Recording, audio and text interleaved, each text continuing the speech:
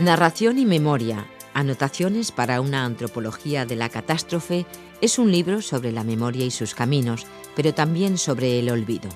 sobre si tiene sentido o no, en un momento dado, recordar y perpetuar la herida de la catástrofe, o dicho de otro modo, sobre el sentido que pueden cobrar las reacciones colectivas frente al horror.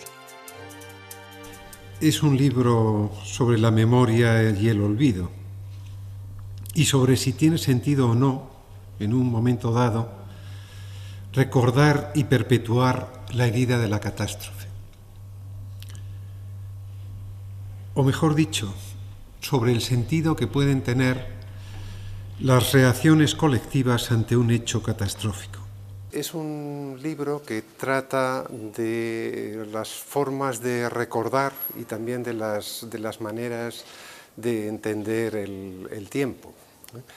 En ese sentido yo creo que es un libro de cierta utilidad,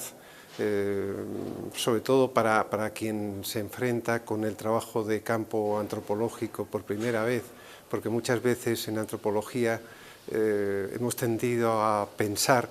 que lo fundamental eran los lugares y a lo mejor tan importantes como ellos eran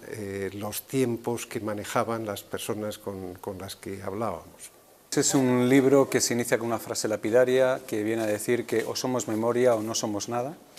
Y en ese sentido lo que pone de manifiesto el libro es justamente los conflictos de memorias, las luchas de memorias, entre las memorias que nos quieren hacer recordar, las memorias que nos quieren inventar e imponer, y los mecanismos de resistencia populares a estas memorias, cómo hay un continuo conflicto en la forma de contar lo que nos ha pasado y cómo ese conflicto tiene que ver con hechos que trascienden muchas veces a lo individual e incluso a los propios grupos humanos que están contando. Realmente es un libro que nos habla de cómo se cuenta el tiempo y de cómo las distintas formas de contar el tiempo incluyen un compromiso con la realidad y con el mundo. Fue un proyecto que se inició a partir de las expresiones populares que se habían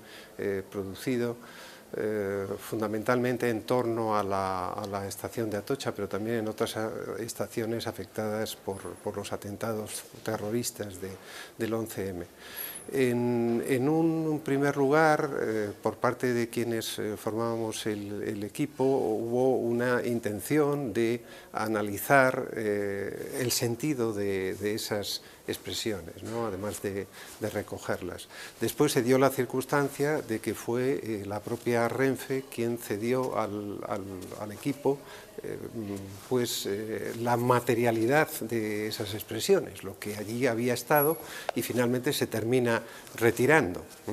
para convertirse en algo mucho más etéreo, en ese espacio de palabras que eran los mensajes ya por ordenador, pero algo que no ocupaba realmente el espacio. De manera que se ha trabajado catalogándose y archivando esos materiales, pero intentando también memorializar el hecho, ¿no? Y a mí es esto lo que me dio pie y me sirvió para reflexionar sobre la memoria, sobre la memoria etnográfica y, en definitiva, analizar los procesos que tienen lugar en toda memorialización. Si verdaderamente la memorialización ayuda a que se continúe una experiencia que puede ser incluso traumática o favorece que podamos salir de ella, o más que una continuidad en el tiempo de esa experiencia y una, digamos, valorización de la misma, es la mejor manera de olvidarla. Entonces, ante esa visión de la memoria como bálsamo o como herida, es que empecé a repensar sobre la memoria y a escribir, en definitiva, el libro. La antropología, naturalmente, está especialmente, diríamos, implicada en los sentimientos y las experiencias de las personas y de los pueblos, como personas y como pueblos. Esta cuestión de la memoria, a propósito no ya de las grandes hazañas, sino de los grandes dolores, de los inmensos dolores, es un problema que cuestiona la disciplina, que la zarandea, porque obliga en ese sentido a tratar de producir racionalidad a pesar de todo, en algo tan difícil de soportar, tan irracional en el sentido en el que el sentimiento llega a ser tan fuerte, tan intenso, que parece que no pudiéramos proferir palabra. Y nos obliga a racionalizar. La construcción de la memoria es el problema a plantear, aunque ciertamente algo hay más de fondo. El dolor finalmente lo saben las personas que lo sufren, lo padecen.